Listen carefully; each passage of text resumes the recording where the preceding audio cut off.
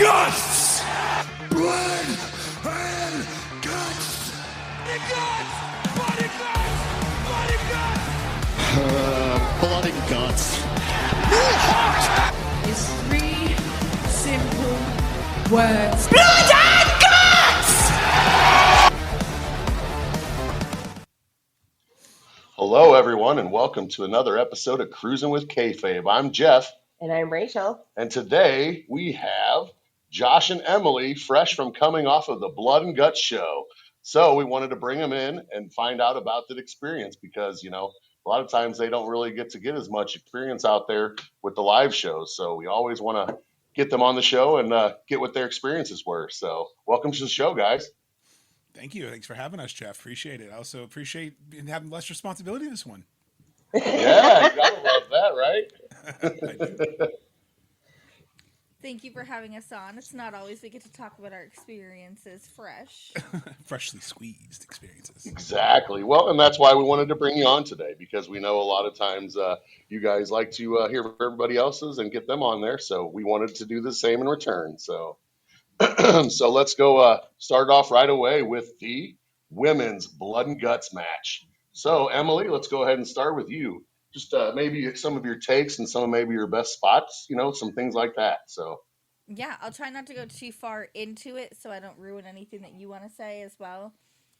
I think that it really made sense for Sky and Willow to start it off. I have a full minute video of Willow just slamming Sky with a trash can cover. It was so loud, everything about it, and I don't know what was louder, the trash can cover or my woos in my videos. So that's never embarrassing enough. Not embarrassing at all. But I also enjoy that we had Harley coming out second because that really, or third, that really put a lot of tenacity into it because Harley came in, she was guns blazing, it was perfect, and then you've got Julia who came in and also like they all just like brought it every time someone came in. I know it's like the standard, but it was the way the crowd was behind each and every one of them for every time like they pinned somebody down, like everything that they were doing just was perfect. I was really proud of what they brought to the ring or rings. And hearing Justin announcing the rules in just the very beginning of it all, it just goosebumps. Everything about it, them lowering the cage, it was really special. No, I got to agree with Emily. The second they said, time for the first ever women's Blood and Guts, that place erupted, and they turned the red lights on, the cage is lowering, and they're going over. And this is what I like about AEW Blood and Guts. It's more traditional war games. Because in war games, you can only do submit or surrender. There's no pinfall stipulation. There's supposed to be a roof, too. It's not supposed to be open. So I like that in North Carolina, in the South, where war games became famous, we're doing the first ever women. So I think you kind of felt people in the crowd who maybe have seen, because the guy in front of us said he used to go to Georgia all the time and see at the old auditorium and see the old war games with Dusty and Flair. Oh, wow. That'd have been epic. Cool. And I couldn't imagine that. And I was just so happy to see. And like you said, you know, you start off, we knew the Triangle Madness was coming in, you know, within the first 4 people. So to see Harley and Willow and the Triangle of Madness, and I thought Statlander was going to come in later than she did, but I love that. But you mentioned spots you liked. First, Sky Blue in the first 5 minutes getting busted open because she gets launched into the side of the cage. Then when Tekla comes in running Ruckshot, I think that was one of my favorite little surprise moments. She comes in, jumps on the turnbuckle, goes into the spider, spears Harley, just starts taking her out. Then she pulls a belt out of nowhere, starts just whipping everybody with the belt. And it's like, what is going on? Well, then we had, I was wondering in the after pictures how Tekla had such a nasty lash. And I was like, oh my gosh, is that from the belt? Wait, she had the belt. It was the kendo stick. It was the kendo stick. Wrapped So in Jamie Hayter, I just posted a video, cheap plug, of Jamie going to town on everybody with those kendo sticks. Yeah, and I think that was the cool aesthetic too, is the women weren't afraid to bring out different weapons and different looks. You know, Harley having the Tifa gear from Final Fantasy, that was a cool pop. Mercedes with the title belts. Passing out all the title Yes. belts. Yep, that was a great spot. Good. A great But spot. I think I liked the ending. I liked that the heels identified a weakness in the faces. they realized that Exploited it to the fullest. they're not going to win just by beating the shit out of them. So they got creative. You had Tekla and Julia slipping out of the sides. Mm-hmm. Emily was so awestruck. She was like, "Wait, how are they outside?" And I was like, "They slipped out the side." I was like, wait, what do you mean? Because Like, there's so much I going assumed, on. Like, they meant like 'Cause- the cage like fencing. I was literally so engaged in what was going on in the ring. I didn't realize what was happening. And I'm so sad that I missed that, but also like seeing it from the production side of things kind of was better. It was so well Them done. crawling out, like the men are never going to be able to do that. Maybe No. Darby. Maybe Marco. Even Brian, and even Brian Danielson on commentary mentioned that during the men. He mentioned that none of the men are going to be able to do that. And we've 'cause they're seen not. past matches like this, and we've never seen something like this.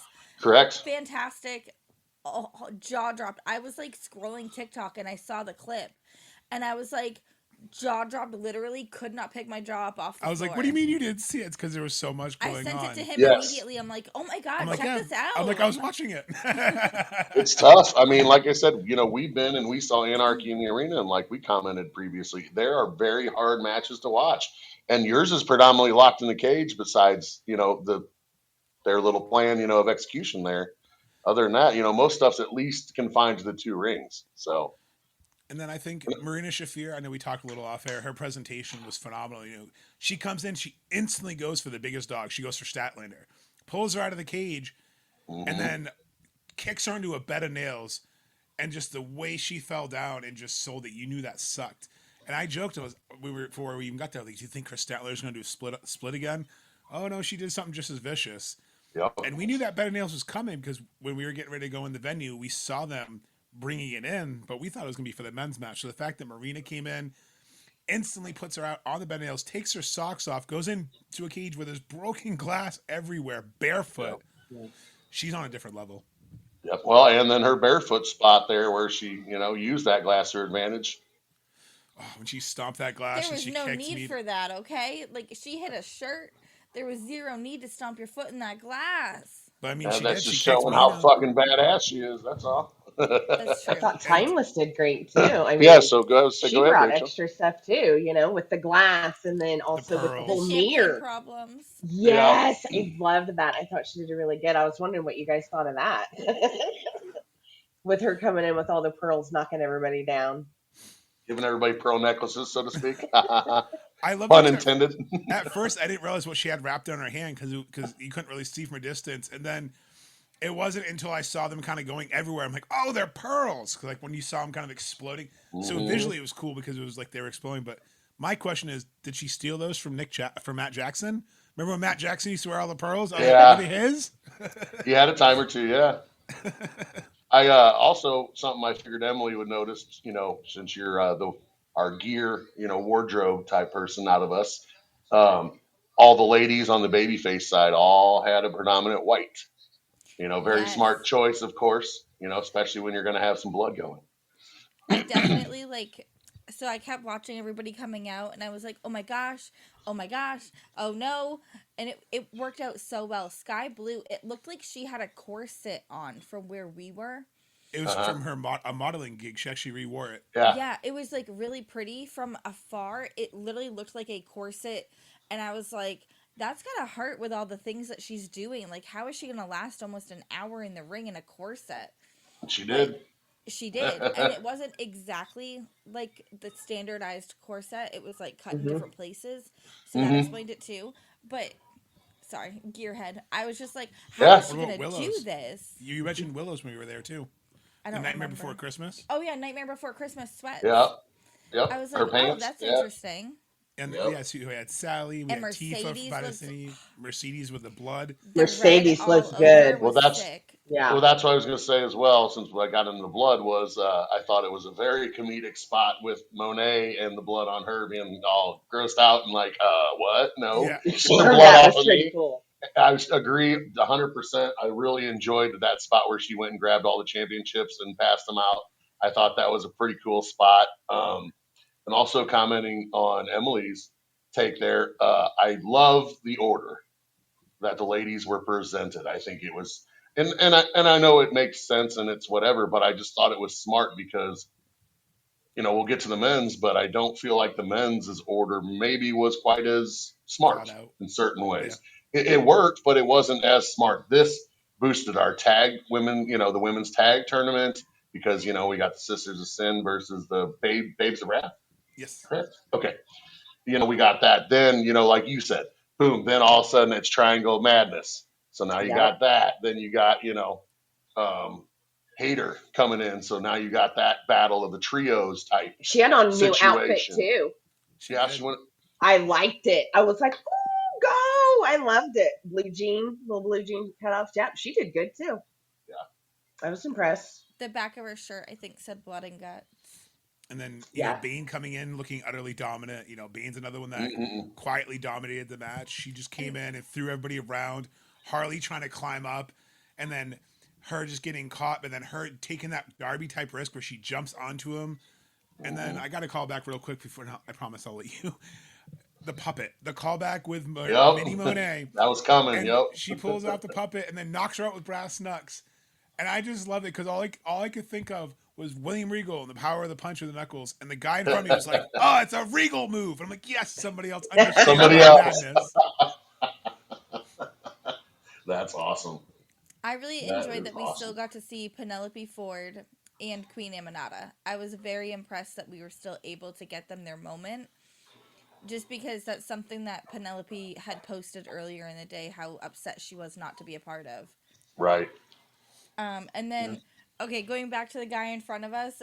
So, the very, very beginning, we get into the arena. And we pass by the heels table and Aubrey's there. Always stop by and see Aubrey, male, female, it doesn't matter. Go see her. She's good.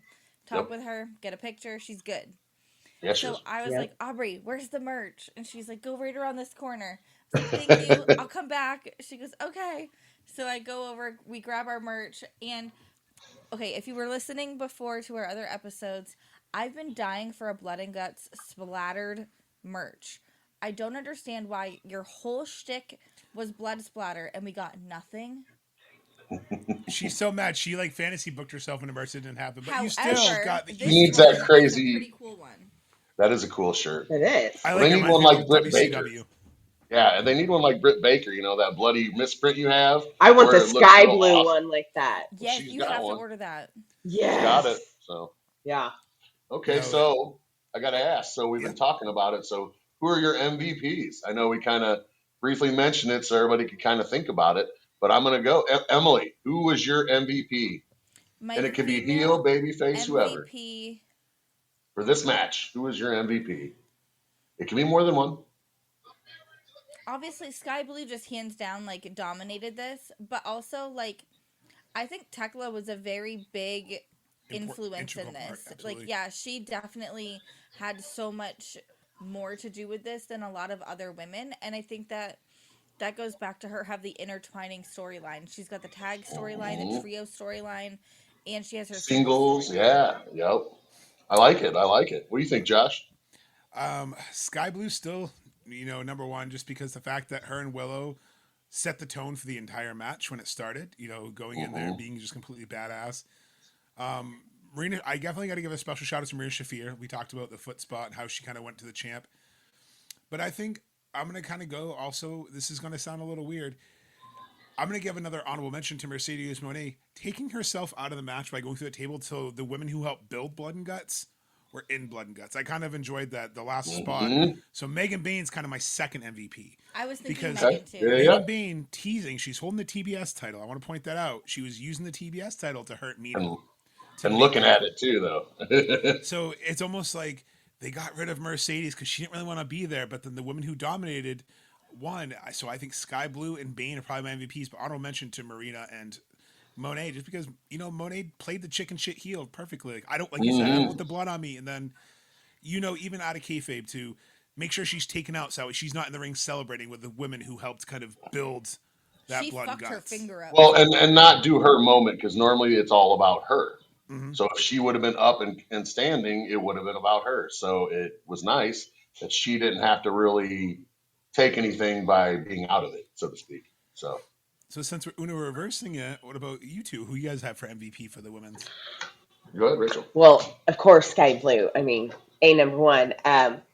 I actually was thinking Mercedes Monet. Like I was all, well, I wonder why she wasn't in there whenever everything Mhm. was done or whatever. But whenever you said that, I was like, huh, because I thought she came in and she was more of the back type. She did more of the back stuff and let like everybody else fight around her. So, but Sky Blue most definitely. Well, and then for mine, I of course had Sky and then Marina for two of mine. I thought there were several others, but I thought Monet definitely helped tie things together. And Bain did well, but I will say this that I want to throw out about Megan Bain. She had a couple vicious belt championship belt shots. I know she got Harley good one time because you could hear it. It Yeah. smacked her right upside the head, and Harley's like, "Oh!" Like you could tell it really got her. And then, excuse me, I think she was trying to hit Mina and hit Marina right across the arm on like one of the very first ones, and you can tell she's like, "Damn!" Kind of like, "Hey, Yeah. hit Oh, her, when she not was me," watching you the know? Mother's Milk, yeah. Yeah, because she's like, "Hey, kind of hit her, not me." But yeah, I'll say these two. I thought the ladies did a very good job on having the violence, but not necessarily making it super over the top in some ways, Hmm. like the men have done, which I think they really needed to do to separate themselves and differentiate themselves for this match. Because, yes, I thought this was excellent. I didn't think it was too over the top, even though, like we spoke about, Sky Blue got MVP partially because she bled 45 seconds into the match for the entire 45 minutes. It was That's a big crimson part of it. ass too.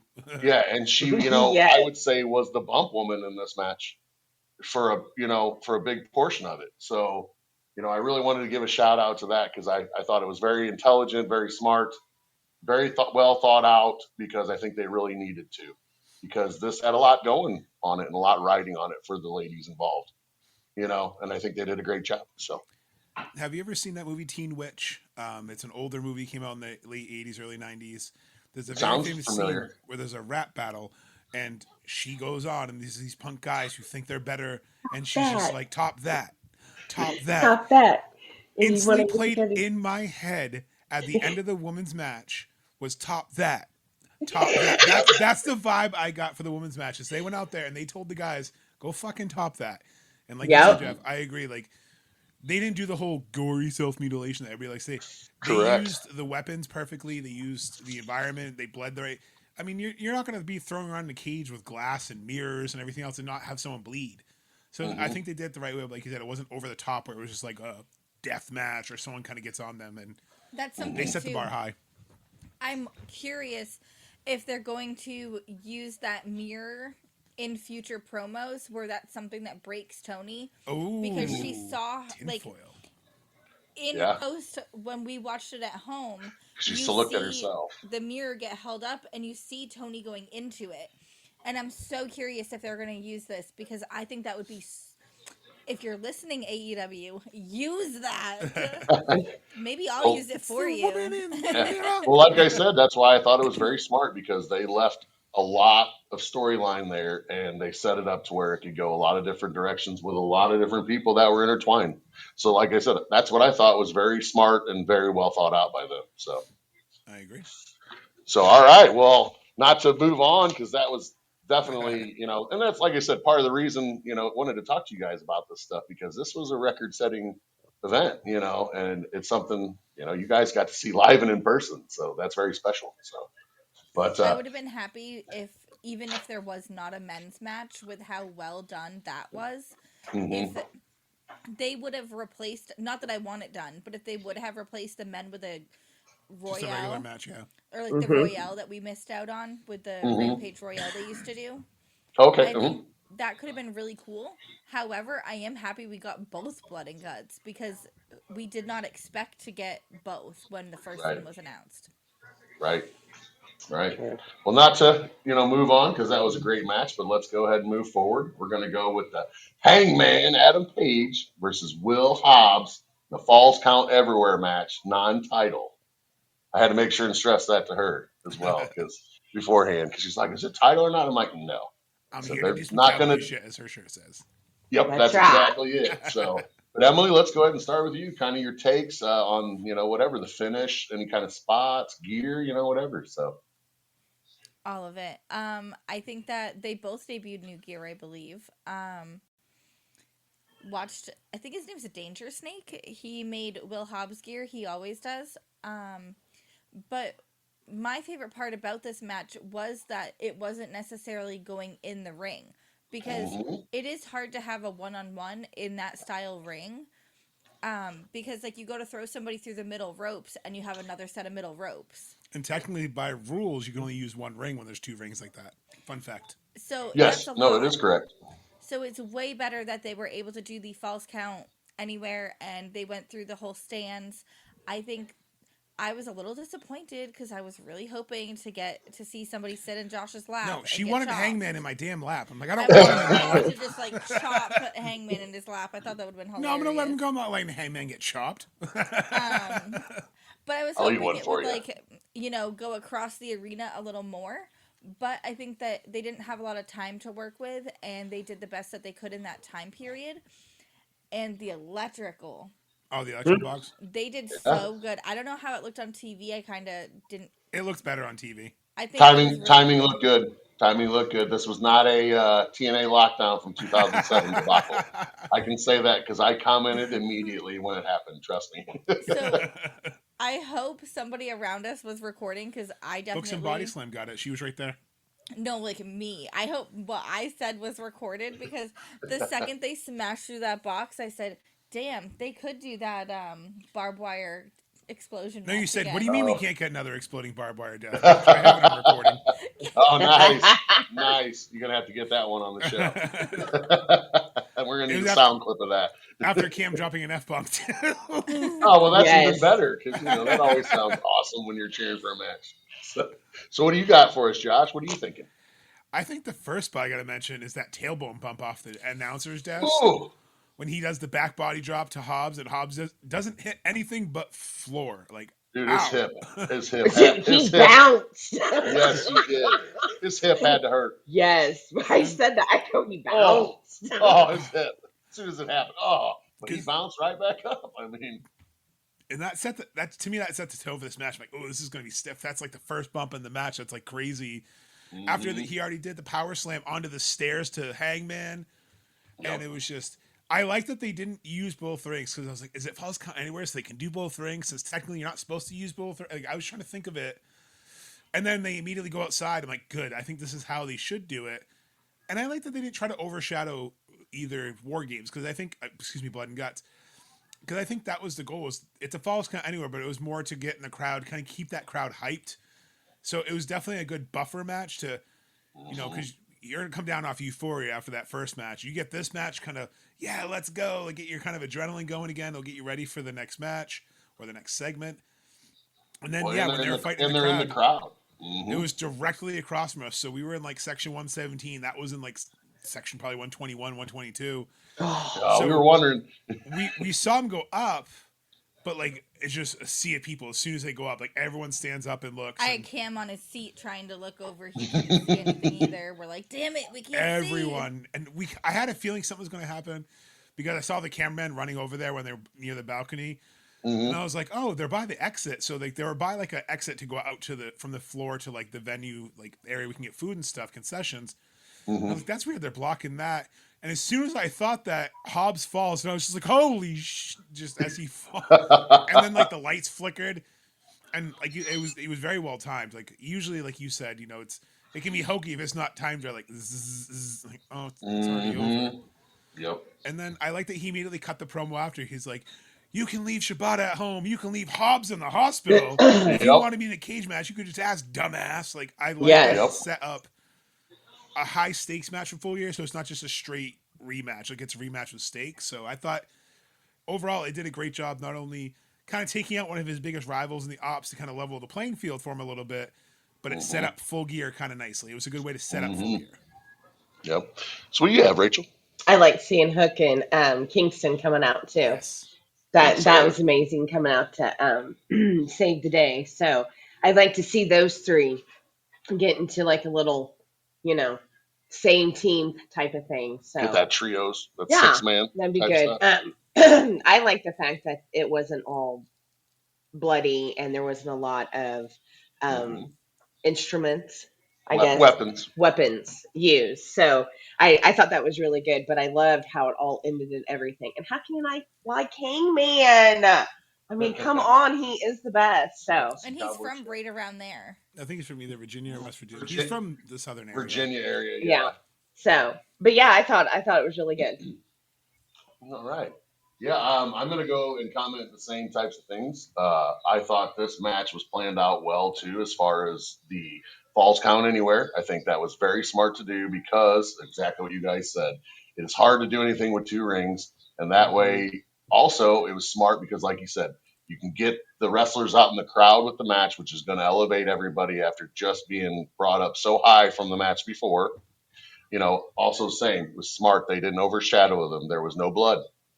They used weapons, but the weapons they did use were more physical obstacles that they utilized for back and, other things like that instead of cutting them or, doing those types of things. Yes. Yeah, it was more, hey, we're going to work on the back and keep working the back. And because, these are strong, big opponents, you're the top guy in the company against one of the bruisers in the company. And I bet he has a bruise on his butt. Oh, yeah. I bet that boy's out. As someone who's broken his tailbone, that man, I hope that man didn't because that hurts. Right. Well, and I think he landed a little bit side, so I don't think it got tailbone. But yeah, I'm with you. I was like, oh, shit. But I'm same thing. I thought this was good. Oh, yeah. And I thought it was good for Hobbs. His tail. Ouch. Yes, he did. You watch it, he elevates. It gets up.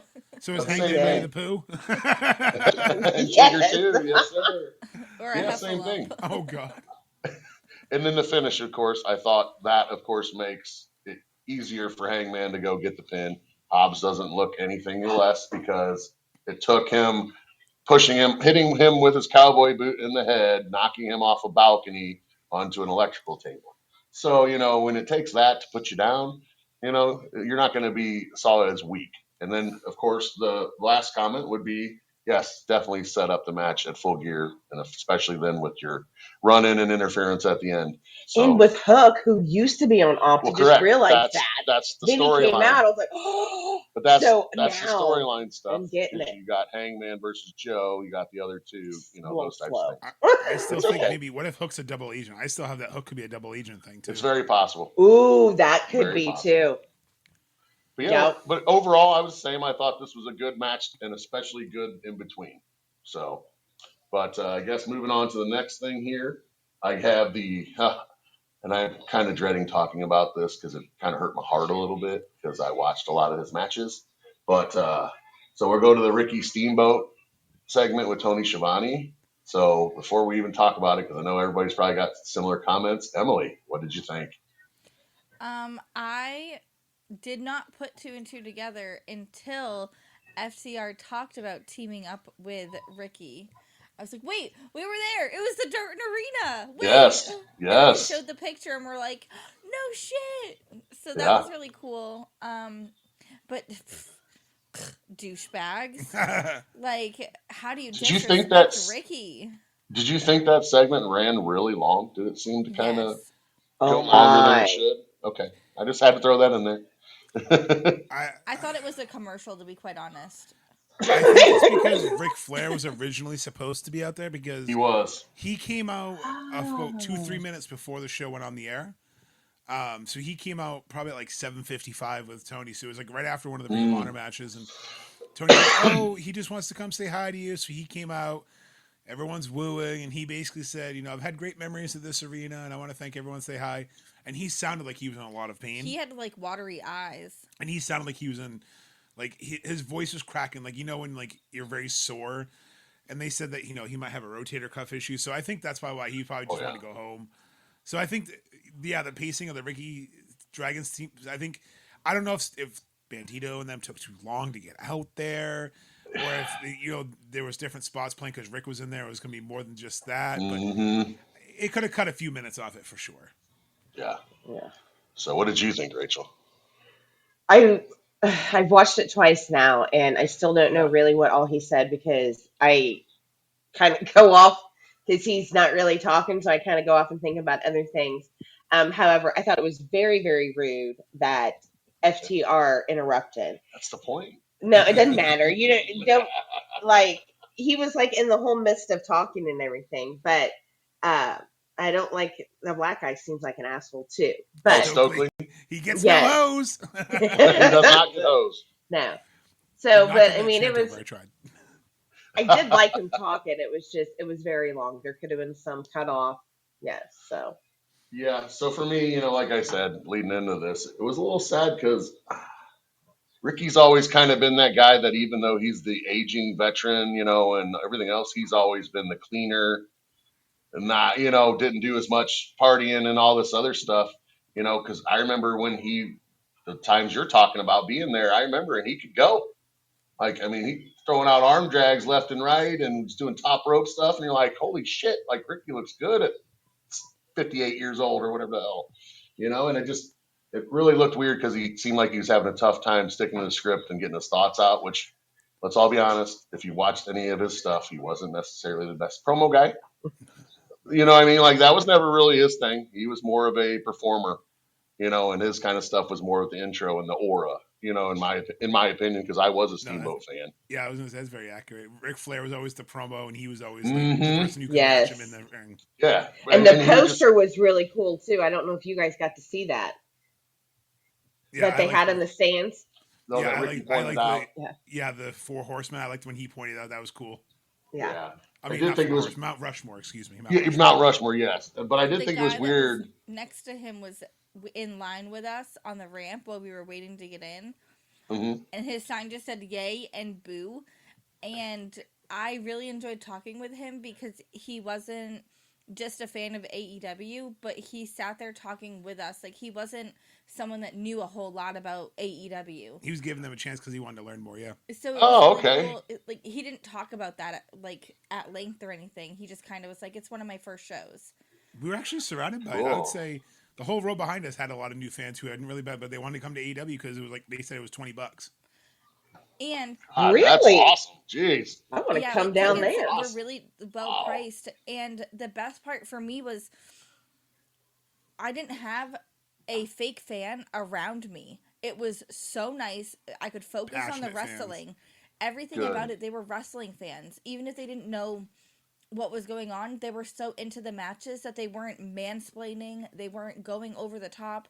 I could actually focus on the wrestling at hand, They and weren't that trying to never take over. happens for me. And So chant and cheer and like everybody could root for who they wanted. That's the best part. Yeah, There was no Jeff, disrespect. it was your environment, Jeff, where people got the chants going at the right time. They got the clap going at the right time. Yes. Like, I thought your crowd was very good, from our perspective from watching on television.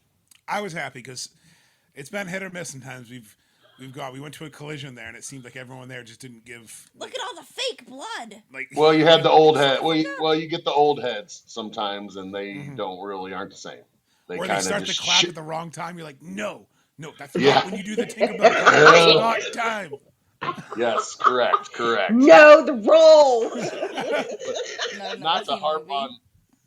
on the Ricky thing too much, but the one that really got me was when he did the "I know him."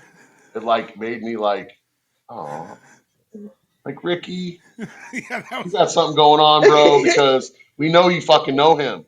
that was We such all an know you awkward where line. you worked forever, but it was so crazy because it was like he didn't know what was going on, and like you could see like Dax was trying to like coach him, and like Tony. Now I will say this just to end this segment with that portion on a little bit more positive note.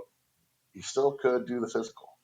Yes. I will give Ricky that, and that salvaged it for me personally to see him still be able to do the physical portion a little bit because I was like, oh, thank God. Right. Maybe that means he doesn't have anything, you know what I mean? Doesn't have anything wrong. And maybe it's just, hey, he's not a very good talker and he's getting old. So I was glad to see that he could do the physical. So Probably had to like memorize Flair's lines too. So he's like, oh crap, 2 scripts. yeah, you know what I mean? So I can give Now him I know I that, do. like I said, because the physical saved it for me because it's like, okay, that was encouraging because he can still move and do that type of stuff. So And we got to see Bandito. I was so happy I got to see a 21 plex. I'm like, yeah, Bandito, Yes. Bandito, let's go. So then, yes, that's what I was going to say. So now we got the save by Brodito. So you guys pretty much, I have a good idea, knew that was coming. So what'd you think about that? So go ahead and do that, Emily. What'd you think about them coming out in that save? In that moment, I didn't look at me. I looked next to me at our child who had just gotten his Brodito shirt. He was so excited at the match stand. Oh, That's what he picked. And he was so happy to see them come out. It He was was just, barking with Brody. yeah, like oh, so oh, awesome. oh. It's all about that moment with the kids. Mm-hmm. You know what's funny? I was looking at Cam too because he was so he was. We went up and he's looking. He's like, "Oh, this star." He's like, "Oh, I want the Brodino shirt." And we had, and he helped clean and stuff. He earned his allowance to get a shirt, and he was so Nice. excited to get that Brodino shirt. And then they came out, and he was like, so. I just knew that the night was going to be up for him because I knew Darby was coming out and he got to see Yep. Brodito, so he was already on cloud nine because he got to see all his favorites. Yep. That's Listen, awesome. though, Well, we like instill it in him. I had to work my ass off the past couple weeks at work. yeah. Therefore, I got 2 shirts. I got this one, and I got the ECW barbed wire style The AEW. AEWs for Sickos one. And it's got Oh, blood drips on okay. it, so that was, Yeah, there you go. You got your it blood. satisfied me. But I was like, I've worked really hard. Like, I did a really great day. We had 4 people on. I made 1,700 in sales on a Sunday, which is like insane for yeah. one person. Hell Yeah, yeah. I'm treating myself. Damn right, you earned it. Well, and I can comment from that perspective too, because we've seen Cam have some experiences for ourselves, and I can tell you right now, there were times that I was watching him and not myself, or Right? Nero, or Spencer or something. That happens several Yeah. times during cruises or shows. You get a You kid live or something vicariously around through you. them. Well, Yep. kind of because you're like, oh man, I want to see this kid's what his reactions and things like that, because it makes me feel good. So. Like this upcoming cruise, I'll be excited to see Cam and Nero because they're both Jeff Hardy fans. So to see when Jeff Hardy Yep. comes out to Oh the ring, yeah. see everyone juking, that's going to be fun. Oh yeah. So, but then we'll go our last segment before we get moving forward. Then we have Don Callis family. Of course, we gotta get hot dog in there somewhere. Of course, don't we? Hot dog. Then Oh, God, the damn Don it. Callis family attack on Jurassic Express backstage. So you guys get to see that, I'm assuming, through the jumbotron. Yes. Yes. Okay. The So, best what part did you about guys think this, about that with the Bucks and Okada? yes, so all of that is like unfolding, and I'm just staring at the scar on Don Callis's head because prior to going into the show, we were talking about it with the couple behind us about how his scar looks different every time he's on TV. And I'm just like, it's because they're overcooking him. He does like the tanning bed. He does. He does. It makes the scar look brighter. So you're calling him the gas station hot dog? Is that what Yeah, you're and saying? he's been stuck That's on been this sitting there wheel, for and he 6 needs hours. to go. I'm so over Don Callis. It's like going to the Quick Trip. You're like, oh, that hot dog's been there since they've opened, and I don't mean this morning. Yeah, but I do think that sentiment you just made is the biggest thing about Don Callis. Is that sentiment? Everybody's tired of him. Everybody's tired of the Don Callis family. I think that's what the But Bucks they are just gonna. keep getting better and bigger. And Eventually, there's got to be a crash. I think So it's too. coming. I think this is a good segment because on BTE, you had Okada basically trying to convince the Bucks like you got to join, and then after they attacked, Jurassic Express, Okada's like, time to make a Yeah. decision. Yep. I love it. Oh, that's great. And it's I like, love Okada humor. so we could potentially by the end of this month have 3 reluctant members to the Don Callis family. You could have the Bucks and Briscoe if he loses. So Mm-hmm. I think this segment did good because, like you said, it kind of sets up the Don Callis is getting too big to fail, but like. You have someone like Brian Cage who, unfortunately, he's out with injury, but he's been kind of like in kayfabe tweeting his displeasure, like, "Oh, cool, so you forgot about me because I'm on the shelf," which is Mm-hmm. a Yep. common I theme have with seen Don. that. I have seen that. Yes, it is. And then, of course, the Kenny Omega name always pops up when Don Callis is involved. Yep, it's his white whale. It is And we have very Mark true. Davis wrestling this weekend. Mark versus Mark. Mark versus I Mark. know. Collision. That's going to be fun. That's going to be fun. And I think So, this is going to kind of set up what's to come for him as far as that match with Kyle. Mhm. I think Yep. that this is like the make it or break it match for him. Is he going to attempt to injure him? Like, there's so many things that go into that. And then just being able to kind of watch the Don Callis family unravel the way that it is. And being able to take it in because they're not hiding that. So the Young Bucks have people that are going to take care of them. Obviously, they're going to hang out. So Yeah. now, is it unraveling or is it turning a new leaf? Right? Correct. That's the Totally. nice part about it all. It's just funny thinking that Don Cal is turning a new leaf. Sorry. Yeah, I like to think of him on the rollers still. He's got new yeah, hot dogs to join him. that is fair. So, well, and then without further ado, we'll get to the main event, which is the men's blood and guts. So, Emily, we'll go ahead and start with you. Give me some insights, some spots, some favorite things, whatever, gear, all that goodies. So, what do you got for us? Well, the Why backpack. was Darby opening the match? I Because was he's like, Darby. no. Because you I thought it knew. was going to be Wheeler, Yuta, and Darby. Yep. And then Which it was. it was. So Your that was bump, kind of guys. nice. But I didn't want it to be Darby at the same time. Because obviously that's the whole match. Hmm. Then having Orange Cassidy bringing out his backpack, I was excited. I was She like, gave me the he dirtiest did look it! because I was like, I don't think he'll bring the backpack. He doesn't have the idol. So he brings the backpack out and she just goes, That was the I told you so look. That was yeah, the I told you so look. it was. And I then told you. we saw him getting his hands stapled in his pockets. When I tell you, you can hear it on our videos. I'm like, no, no. I mean, it was genius. Oh, It that was was a great spot. A genius. great spot. Somebody had to eventually, right? It had to be a staple gun party at some point too. Like Either that the or two tape things them or had to go. something. Yeah. No, and I think you kind of hit the nail on the head earlier when you were talking about the women's match. I think the only really downfall is this one kind of took a little bit to get going because of how kind of people came out. Because obviously, 1, 2, 3, you basically had Yuta, Orange, and Darby. So you kind of knew that dynamic. And then you knew the Death Riders would start trickling in. You had Claudio come in. Moxley Which felt coming in. too soon. Moxley coming in a lot earlier than I thought, which was kind of nice. Then the Briscoe injury angle. I wasn't really a big fan of it at first because I thought they were going to replace him. So I'm glad that they Okay. did. I'm glad they did. The whole Paul Pierce Game 7 wheelchair moment when he just had to go to the bathroom, but he faked a knee injury. I'm glad that they, did something with Mark. And I kind of like how they structured it towards the end more in the beginning. I feel like they flipped it. I feel like it should have gone the other way. I know you were talking about Garcia earlier, like the mask and the gloves. That was a little weird, but we knew he was only in there to kind of beat people up. But seeing Orange take out the chain of the backpack, just seeing him do something different was nice. What about the sunglasses spot for OC? Just to When bring he that one up. snapped him and then he like goes to put him on his head, he's like, "Oh yeah, I broke him." Yeah. Stabs him and then tries to wear him. That was great. I thought that was a great spot. I liked when Moxley used the broken mirror from the women's match. Like that I was liked when he interesting. brought all the stuff out. Like he took their bucket and brought all that stuff, and I thought that was a great thing too. I channeled my Jeff because when Roderick replaced Mark and he came out, I was like, we're getting some backbreakers now.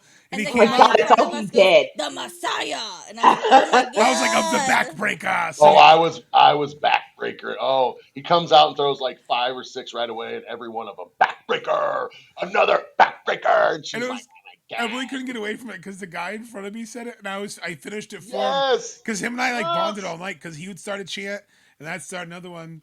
When Moxley brought out the barbed wire bat, I was like, "It's Lucille," and he hits him. He goes, "It's a vampire bat." I'm like, "Yes, this guy gets me in front." I forgot your name, but I had so much fun like having chants with it. And I think that's what made. And Jesse was in front of us as well. Jason. Oh, Jason, I'm so sorry. It's the second time. That happens. I understand. And I thought, Emily mentioned the staple spot. I thought it was awesome towards the end. You had him rip his hands out of the staple and deliver that Superman punch to Moxley, and then Claudio shoves him and he pops up and hits that giant Superman punch. Mm-hmm. So I thought Orange Cassidy had some awesome moments. Kyle O'Reilly just coming in like the violent artist that we know he is, coming in, throwing all those kicks, being choked out in a bulldog choke with a chain, blood on his face. He smiled and flipped him off, and it was like, holy shit, the place went wild. And, Darby being Darby, climbing, doing a coffin drop, getting thrown through those flaming tables. I popped for Gabe Kidd. I was like, holy shit, that's fucking Gabe Kidd. And then he showed up. I'm like, no, Gabe, don't hurt Darby. I was so excited to see him, but then I don't know how well it came off on camera, but when Darby went through, his back was still on fire when he rolled to the back. No, they slow-mo. Oh, They did? slow-moed it. Yeah, so like they show the replay of it, and then they show a slow-mo after replay and show his back on fire after he's like getting up, because like the whatever lighter The fluid lighter or whatever fluid, yeah. they use, whatever got on his back too. So, oh yeah, So we were actually supposed to do a meet and greet with him today at Nerd Bombers in Greensboro. But he's pretty banged up. Thankfully, he's not So super injured. But my question is like, oh shut. if you have medics on hand, why was he in the ER? because they're That made me more worried for him. no, you can't speculate that because you can have medics on hand, but they're not always equipped to treat everything. So they might be able to. Certain injuries or certain We can things help they you, but can't. we need you to get there. We also don't know why he was in the ER. I mean, I have a feeling tonight we'll find out why on Collision. well, Possibly. from what I've heard and read, it sounds like he, avoided pretty much everyone but Jamie Hayter avoided some injuries. It sounds like Hayter chipped some teeth and is a little banged up, but It's a good thing she knows a dentist. with how hard Darby took some of those spots, I'm honestly surprised he was able to kind of get up and walk out because he took some gnarly spots. Yuta was definitely the butt man of this one. He Always. just took her out, and then when they go up Fuck top, you, Yoda. when Mark took the grappling hook and started pulling the chairs up, I was like, Yeah. "What is going Yeah. on?" Well, oh, he's fishing. This And then is Yeah. great. I was like, "Oh no, it got stuck! It got stuck!" And then they rob and they have the chair battle, and then he finally hits that J driller on top. I was so happy. I'm like, if anyone deserves that, it's Yuta. Oh yeah. Oh, yeah. Also, AW needs to pre-saw their tables because we had the women's match where you had poor Sky get half the table that didn't break, and then Hayter tried to put it through, it didn't break. This one, Claudio got speared into the table, it kind of like rolled, it didn't break, and then they finally got him through. So A little bit of a gimmick wouldn't I don't hurt. know if they just need to do a little hairline saw on some of these tables, but Well, and I will say there was a couple of them that did land a little bit off center. They landed okay, a that little would make bit towards the end because, like, and I know for you guys, same for us, it's hard to tell that stuff until you watch it on the television version. But there were a couple of those where you can tell they were off center, so they were more on the leg. So then a couple of them, when they did crack, it was like right after the leg, so they just barely kind of, I know a couple of them they kind of finished them off again, so to speak. So, but yeah, you could tell. And honestly, some of that stuff, like I've talked about, I don't mind some of that. It just makes it a little bit more real. oh no, Like, I wasn't mad. I right, I right. think for safety, I just wish they could. Right, When Sky yeah. hit that, the entire if you listen back, you can hear the entire ring go, "Oh!" Like, Oh yeah. we all knew that sucked. There was a couple spots where you could definitely hear because the crowd kind of like held their breath for a second. You know what I mean? Because the spot was going down. You were like, oh! And then you hear, oh, or something. And you're like, man, that was a good spot there. When Moxley comes in and is instantly forking everyone, that was like you could hear it. Like when Darby went for that backdrop, he just stabs him right in the back. I'm like, oh. Yeah. I thought that was a cool spot of him coming in. So I turned into that Looney Tune guy and I was like, oh, a fork, even in the back, even. So what do you got, Rachel? You got anything? I thought the way that it ended was kind of sucky. Like, really? Moxley What about tapping out storyline though? I on mean, the whole, foot thing. Like, but Moxley's been ankle lock. losing. Ankle lock. Whatever. Ankle lock. Moxley's been like on a losing streak now. So I wonder what's coming up with him. Like, what's is he gonna be leaving for a little bit? Like, what's going on? He usually doesn't ever lose this much. So, well, that's part of the story, I think. But yeah, I just thought that the ending could have been a little bit better. But rather than that, I thought it was really good. Yeah, and then the whole Darby thing and him just don't play with fire. Yeah, but he's certified. I know, He's but certified to do it, so. And then you got Greensboro's not been good to Darby. He went through a giant plate glass at Revolution. Yes, He went through they fire. showed that. They showed that too. They showed that clip. Yeah, he's like Darby here in in North Carolina. So the nurses love him. Like, oh hey Darby, how are you? oh yeah. Can we get our picture taken again? Yeah. 100%. I thought he broke his nose when Claudio hit him in the face at one point. She asked that too, and I'm like, I don't think so. I said it was close though. So. Sorry, Jeff, didn't mean to cut you off. Oh no, you're good. No problem at all. I'll bring up a couple things here. I thought the double swing by Claudio. I enjoyed that. You gotta love that. Oh, that was Claudio's cool. just a fucking freak, man. That dude, man, he's definitely a mainstay. I thought in this match too. Like you said, the Mox and the fork, I really enjoyed that. Kyle O'Reilly, wow, really getting his dues and getting these callbacks to these Moxley matches he's been having in this build. To kind of elaborate with Rachael, that other failure for Mox. So, he's not a man of his word now. Mm-hmm. That's the one thing they said. Hey, we might be whatever, but we, say it the way it is. We do it the way it is. We fight. You bleed with us. You're one of us. This types of things. Well, right now he's not pulling his weight. So I mean, I feel like we have that obvious challenge of leadership going to be coming up. You had Marina even looking super strong and very leaderish in Mm-hmm. some ways in the women's match, where now you have Moxley being the not very resilient leader or setting an example. And without So his Lieutenant Claudio, like, what is he? Because really, Claudio is kind of Hmm. like his MVP of the Death he Riders roughs feud. everybody up. Yeah, he roughs everybody up. He's the physical, the muscle, the brute, where, Wheeler's the hair, you eat the shit, and we come in and try to clean it up. So, but, okay, so let's go ahead and go to MVPs of this match. So, Emily, who do you got for your MVP? I have a First of feeling these are going all, to be pretty similar. Kyle O'Reilly, hands down, like Sky Blue, just can't not give him that. I think that this has really shown him.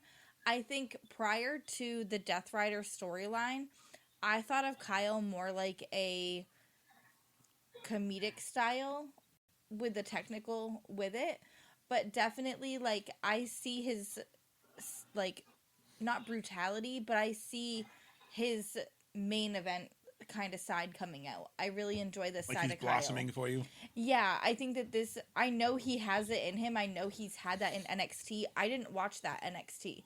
That Oh, wasn't Ring of something Honor I as tuned well. into. Yeah. Oh yeah, this is Red Dragon Kyle. This is like, yeah, I love it. I'm glad you're seeing it. I love it. Yeah, this is the stuff that like I've known he could do, just didn't get to see it. So He I'm was not excited comedic to when have he was that. with Red Dragon with Bobby Fish and they were a tag team, because they're one of their things was axe and smash. Like they Mm-hmm. didn't fuck around. They came out, they mixed martial arted you, and were very brutal and a lot of kicks and a lot of heavy hits. Like So I feel like Brian Danielson would have been the perfect. That would have been the perfect trio if you had Brian Danielson, Kyle O'Reilly, and Bobby Fish. oh No, yeah, no one would have heads, and everyone would be walking around all bruised up from kicks. oh Hmm. yeah, oh yeah, for sure they'd be And kicking heads off. I also think Claudio definitely was shining through this match. He Hmm. always does, but especially not having to go to the top to do the swing and just to be able to do it in the cage. I Hmm. think there were so many elements to it. And I hate to give this man some kind of a grace, but this bastard looked fucking huge. He was He yoked. looks Yeah, he like did. a LJN when he comes out. He straight up looks like an action figure. Like, why is your He was head so jacked. little? Why are your arms so big? What happened to the rest of you? Like, he is Also, all arms. also, Like, did he retire the Black Arrow? I have not seen him hit it since he's come back. I just wanted to point that out. I think it's because of the new with being with the Death Riders. I think he's trying to do that more physical and get rid of some of that, aerial stuff. I think because it just doesn't maybe come off as strong. do you guys know the episode of SpongeBob where he blows up the arms and he's got like Yes. giant arms and he's just Yes, walking around with like That is fake that Pac to tattoos? you? all That's veined Pac. out and everything else. Okay, I can That's see funny. that. I can That's see funny. that. That's nice. So Josh, who you got as your MVPs? Sticking with Kyle too. Just again, the violent artist. It was nice to see him back. Cause like you, Jeff, I was fortunate enough to see him in Ring of Honor and see him in his NXT run and kind of see what he was capable of. And then just to see him go out there knowing he's had neck issues and just hanging with Moxley, a former world champion, hanging with Claudio, a former world champion, hanging with people in there that he just hasn't really got a chance to lock up with. Him and Pac is a match I did not know I needed to see until I saw Blood and Guts, but that would be a fire Right. solo match. Yes, it would. I really enjoyed too. I was going to say Orange Cassidy, I think, would be my second MVP because, everyone talks about his sloth style, but when he snapped those sunglasses, I was almost like, fine, I'm going to fucking try. And like you said, he's jabbing him in the head with it. And he's getting his hands stable, but he's fighting through the pain. He's fighting through the laziness. He saved Kyle O'Reilly. And I think it's kind of an underrated moment. Kyle's being chained. He's about to get his neck stomped. Roderick's tied up in the ropes. Orange Cassidy leaps up, takes his hands out, drop kicks, punches. He saves them, and he kind of helps finish the match. So I think that was like an MVP moment for me because he kind of helped set up the finish. And then Otto mentioned to Roderick Strong and obviously Claudio too, but Roderick Strong just coming out there with fire, like you said, hitting all the backbreakers, hitting those running knees, hitting spots that you didn't think he was going to, and then get poor guy getting meshed by Moxley like right away, just getting cheese grated. Oh yeah. And he's got war game experience too. He's been in 4 of these, and he was able to utilize. I think him and Kyle kind of helped pace the match, and I think that's why it helped when they were both in it, because they had that experience. And Moxley's been in 3 of them, and Yuta and Claudio. So I think all of them they were kind of helped build it. So it picked up towards the end, and I liked the finish. I thought it was cool to give it to Kyle. I agree. I know what Rachel was saying, but I thought it was cool to give it to Kyle, like to give that moment to like, I finally got that win. You didn't get the disqualification this time. You didn't knock out the ref this time. I made your ass tap.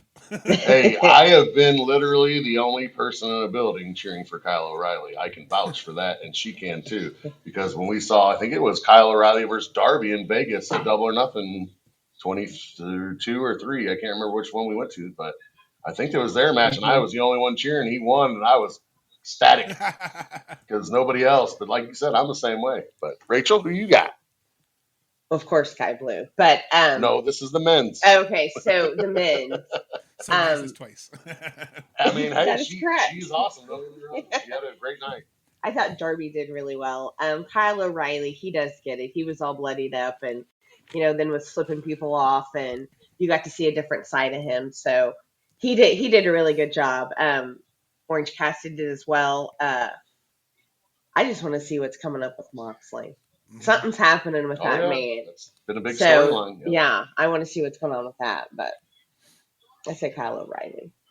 I'm along with everybody else in a lot of these. I thought Kyle O'Reilly definitely was one of the main ones, and I was very happy for it as well because, kind of going to Emily's comment, he hasn't had a place or that role or what is his spot in AEW, so to speak, and that's why he does have a good sense of humor and all that, but that's not really how he is. He wasn't like that in NXT. The only thing he really did that was goofy was he always did the title belt air guitar with the title belt and shit, which is, I love it, But that was one of the really goofy things he ever did, like more NXT and all Ring of Honor. He was definitely a lot more of that serious, straight up, didn't give up, was, an animal, a Spartan type thing, had good conditioning, has good, submission technique and that like Muay Thai and that type of stuff. So I was really happy for him to get his moment because I feel like he deserves it. And,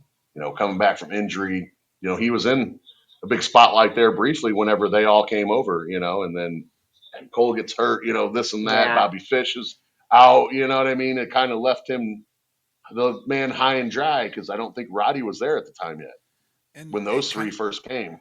It comes full circle because when we went to Revolution in Greensboro, that's when Kyle O'Reilly made his return, and he confronted Roderick. So it's kind of cool to see that come full circle, that we got to see him return from his neck injury. Then we got to see him win Blood and Guts. Like, I thought, to me, that's what was like, oh, that's such a cool moment. Like you said, he got that moment. So I thought it was really great that, it was good to see Kyle have this push. Looks like it's coming. So I'm very happy for that. I will also go with you, Josh, on the Gabe Kidd appearance.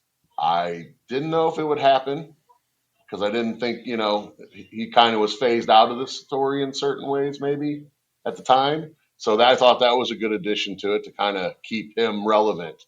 And that way, he can make further appearance or anything else. So, but we forgot to talk about our favorite father. Mark that's true. Briscoe almost didn't compete in this. Yeah, we talked about that already. We did talk about that? Did I block it out? Well, we got that early on just because it was one of the, early things is he couldn't go out. So then when he did the Roddy. JK? Oh, no, you're good. You're good. Hey, I'm trying to keep up with some of it too, and remember.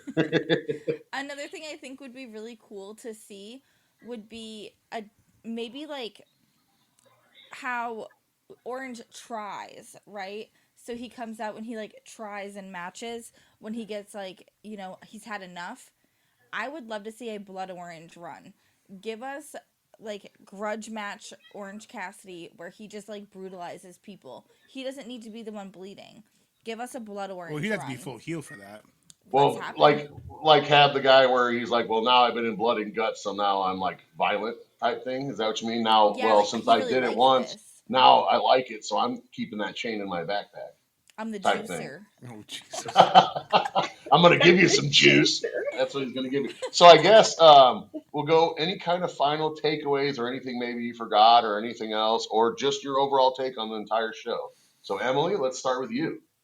Let's go around everybody and find that out. Did you forget anything? Maybe something you thought of, from everybody talking, or Obviously I blacked out during Mark Briscoe, but I think that I mean, just say space that blacked out sounds like you have a drinking problem or something.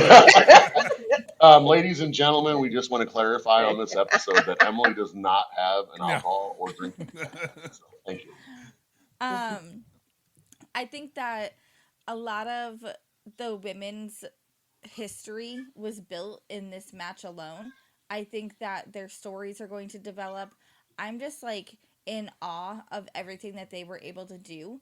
And how incredible is it? Again, like crawling out of those tunnels. That is just straight up incredible.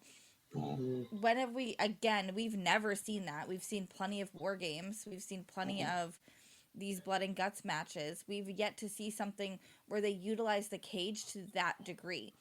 Earlier, before we got on air, Jeff was asking who our MVPs were, and I was like, the cage. They utilized this cage so well. Darby was thrown into it multiple times. You had somebody else like kind of fall and get stuck in there. It was Darby. No, there Couple was another people. one too. In the women's Tekla, match. Tekla did. She was the one that kind of slid down with her, and of course, she's so super bendy, so she was literally bent in half. Yeah, like lawn chaired. Yeah, yep, she was. I just really think that this was revolutionary as far as both matches were concerned. It was different than any other blood and guts we had seen. I think that the top of the cage was utilized, but not overly done like we've seen in the past. As much as I thought Mark was going over the edge, it didn't happen, so that was good. I know. I had to explain to our listeners there's one table. Nobody's going off with one I table. was Nope. like, they're not, It would right? be multiple They wouldn't, tables. Oh right? yeah, yeah. I was like, exactly. the tables break their fall. So if it's one table, it's going to be from like apron level height. If it's Right. going to be higher than apron level height, it's like 3 or 4. Oh yeah. I just think. So back is that to, your like, match of the night, Emily? Then the women's. The women's. Was that be your 100%. match of the night? Okay. Before Gotcha. we went in, while I was at the heels table, someone had asked Aubrey if the women were the main event, and she said no, but it's better this way. So Yep. I mentally had prepared Highlight for of the that night. anyways, but it was better. It was better. I call it the highlight match. When you're the opening match, that's the highlight of the night match. So And that's just as good. I think it So. was good because, it gave them a time because they went. I know Wikipedia says 46 minutes, but I kind of clocked it at a little about 50-ish minutes. Both went about Okay. 50. I don't know if Wikipedia just went like from this Rounded second up. 2 people in, but I went from when the first entrance started, and I got about 50-ish minutes for each of them. So I like that, they got their full time. No one got time cut. I was a little worried about when they said the women were opening that, I hope they don't get anything cut. Like, I hope it's not that. But Aubrey had assured Emily it's so they don't get anything cut. So I felt better because I didn't think Aubrey was going to lie to a table full of women heels fans about the women's match. So I felt confident And a fellow cruiser, because Aubrey's a cruiser too. So we've all met her many times. absolutely. And I just too was like, felt, and I kind of kept it close to this because I figured if we said anything, it might be divisive. Like, why aren't they main eventing? And I was like, we'll let the show speak for itself because it's not our place to, say that. But I would say Meltzer, I said this earlier, Meltzer rated it 4.5 for the women's and 5 for the men's, and I think he got it wrong. I think the women's was a 5-star match. I think the men's was maybe 4 stars, and that's because Or 2 maybe, yeah. the men took a little while to kind of get going. Mm-hmm. And I don't feel like the storytelling was as well. They had storytelling, but it wasn't as predominant. The women's, Emily said it earlier, you guys said it earlier, the way they had everyone come out, everyone had a story. Harley had beef with, actually everyone had beef with Mercedes, but you had the Triangle of Madness. You had everyone kind of calling back spots. Willow and Statlander. Emily was so crushed. You had Willow and Statlander standing across the ring, and everybody's chanting, hug it out, including Emily, Right. hug it out. And they get shoved into each other, just delaying that moment, because when it happens, it'll be special. Yep. And I think because of those moments, it makes the women's match of the night for me. But I'm gonna give it the 5-star. I think it's the best blood and guts match I've seen. We went back and rewatched them all. That's now my new favorite blood and guts. And I still keep Detroit as number 2, but I'll put the men's 2025 under Detroit. So, but I'm saying the women's blood and guts is my favorite just because it's what War Games is. It was It's ingenuity. supposed to be Yeah. It was two smart. big groups that have beef. Everyone has blood feuds with each other. It's supposed to mean something. And then the surrender. The surrender is what won it for me. How they had to make Tony give up. She didn't want to because she couldn't see meaning get hurt. I think it was just good wrestling, good storytelling, good goddamn fucking show. And they took everybody else out, and they utilized Mina and Tony having that. So to be able to take everything out of it and just have the two of them in there, it was just perfect storytelling. But anyways, what do you guys think? Go ahead, Rachel. What do you got? Now, I thought it was a great show. I love the fact that it was the women's first Blood and Guts. I liked all the storylines that they had in that. I thought that went really well, and I would definitely give that a 5-star over it all, more than anything. I actually really liked it. There wasn't any law time, well, except for whenever Steamboat talked, but that it is what it is. You had to have something in that, but I thought it was great. I thought the women did amazing, and the men did good. So, yeah. Yeah, kind of the same. My match of the night was the women's. It was record setting. It had a lot of. I just thought it was very smart. That's one of the things, intelligent, and how they did a lot of things. Something I definitely wanted to bring up that went on some of our stuff from that women's match was that plan of the victory for the Triangle of Madness and all of that, and then the execution of actually doing it. Because yes, they had violence in the match and they showed, that they can do all that, but they also showed, hey, we're intelligent and we're plotting and planning, and now we're more dangerous because now we're doing both. We're doing the physical and the mental side of this. Cerebral. So now, yes, because let's be honest, the ladies in the Triangle of Madness are not the biggest of statured ladies or women, whatever. They're not the biggest of stature. They're not the Statlanders, the Willows, the Megan Baines, those type of ladies.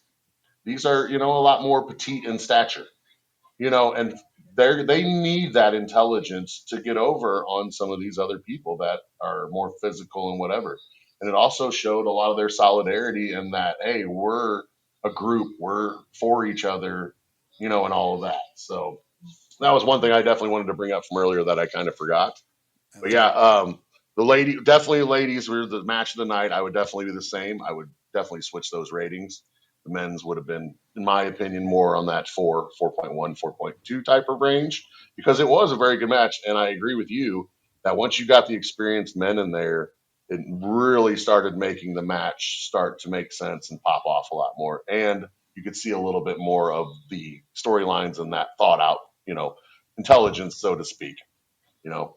But overall, yeah, like I said, I thought it was a very good night. It was definitely a pay-per-view worthy Yes. Dynamite show, and like I said, I just thought it was very smart in a lot of different things, which sometimes get very chaotic. And sometimes I like that, but I also do like that smart, planned out structure. Very methodical. The hangman match in between, just those types of things, that spacing. I do think the Ricky spot we could have did without. I love it that they got him out there because he is a legend, just in general and around that area. So, or maybe a pre-tape backstage and have Yeah. FTR and Bonito brawl to the ring. correct, because it could have been a lot better to help him out and make him look better. Because I just thought that first portion it kind of hurt my heart a little bit. Like I said, it salvaged it later, but Right. yeah, overall, what do you got out of overall show? I guess will be one of my final things here. What is your overall rating of this show on a 5 scale? We'll do the old Meltzer scale. 5. I think that 5 overall. it was so quick too. Like, we had just sat down. I didn't even take a pre-break. Like, it was so fast. And she's bleeding, and you're like, "Oh, I gotta pee," and she's already bleeding. Like, okay, cool. Like, I'm not moving from this seat. Cam looks over after the women's match. I gotta go to the bathroom. I was like, I'm not moving. Okay, well, Josh, what do you got for us? I think 4.5 out of 5 stars. Just that the Ricky segment just went a little too long. It was kind of like, I was like, come on, get to the blood and guts. Like, I'm glad to see it, but that's the only thing that saved it from being probably like a perfect 5 out of 5. But probably I've been to a Maybe few the men's Dynamites. pacing. Maybe the men's pacing a little bit too on that. Yeah, it's immense pacing. I've been to a few Dynamite collisions. Probably been my favorite, obviously, because I don't know if it's a gimmick or not, but favorite Dynamite collision, like TV taping I went to. And it's kind of funny because I was telling her on the way back, I'm like, it's so awesome that my two favorite shows that I've seen are in that same venue, seeing Revolution live there and seeing Right. Blood and Guts. Like when you guys get to go to Shavitz for Dynasty, seeing one of your favorite shows in Shavitz. Like it's just cool to go somewhere like, I know I'm going to be here for a good time because the last time I wasn't disappointed. And that's where all of our shows are at, which is the awesomest part. Every AEW show we went to around our area, besides the Peoria one, which we just kind of did that on a whim, because it was like, well, it's a half hour further, but the tickets were cheap, and it's like, let's go, Right. but we love it. So, Rachel, what do you got for us? Give me a rating out of 5. I'd say 5 for sure. Ooh, you're going with a 5 as well. Yeah, I thought it was really good. Okay. I'm going to be on the same with Josh, and I'm going to cite those 2 issues for myself as well. So I'm going to go that 4.5, 4.6 range as well. I thought just a couple of those issues, so I'm going to go 4.6 just because I'll go a little bit higher because it was a overall great show.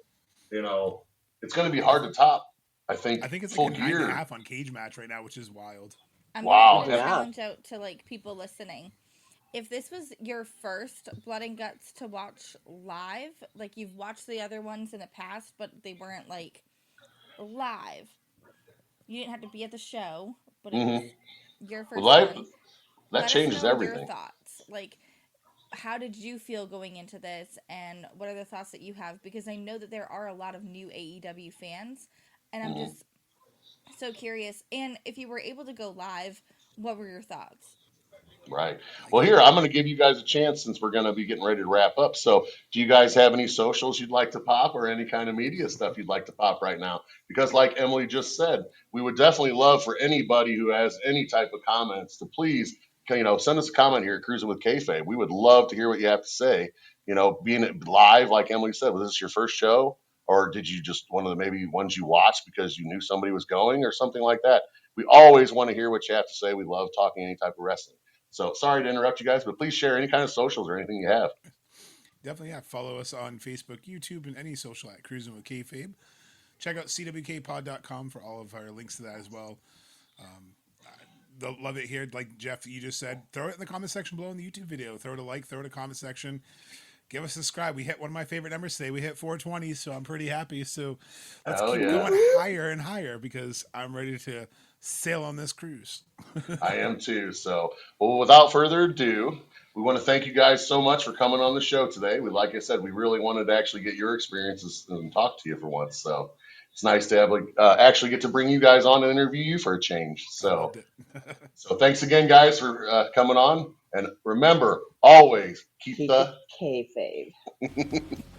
Hey everyone, it's your producer and co-host Mongo here, thanking you so much for tuning into another fantastic episode of Cruising with Kayfabe. Emily and I certainly appreciate all the support and love you've shown us. For an ad-free experience and exclusive content, visit cwkpod.com. Music provided by The Undone. Emily and Mongo would like to thank The Undone for letting us use their title track, Misfortune. Misfortune, as well as their other songs, are now available wherever you stream or purchase music, or by visiting wearetheundone.com. And hey, let's get them booked on the Jericho Cruise. They're a great group of guys, and they would totally rock the boat. Make sure you follow Emily and I on our socials at Cruising with Kayfabe on the Facebook and the Instagram. Mongo at It's Mongo on TikTok, and Emily at Cruising with Kayfabe _Emily. You can also visit w.gg and use promo code MONGO and save 10% on some clean energy. Make sure you like and follow the show and leave us a 5-star frog splash of a review. But if you don't like us and you don't like the Jericho Cruise, I'm just going to let a legend himself tell you what we're all thinking. So if you're not down with the Jericho Cruise, we got 2 words for you.